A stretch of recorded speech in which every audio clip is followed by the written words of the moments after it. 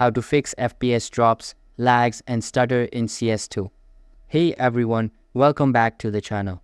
Today, I just want to talk a little bit about how you can fix FPS drops, lag, and stuttering issues in CS2, because I know a lot of players are facing this problem right now.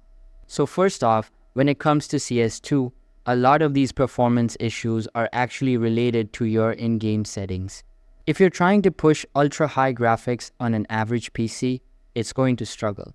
The best thing to do is to lower settings like shadow quality, shader detail, and effects detail.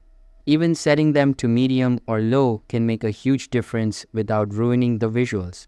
Another really important thing is your PC optimization outside the game. A lot of people forget about clearing their DirectX shader cache.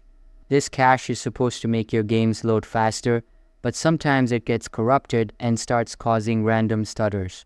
At the end of the day, CS2 is still getting polished and updated, so performance might not be perfect for everyone yet. But these little tweaks can definitely help you get a smoother experience. Anyway, I hope you guys found this helpful. If you did, make sure to drop a like, subscribe to the channel, and stay tuned for more gaming tips. Thanks for watching, and I'll catch you in the next one.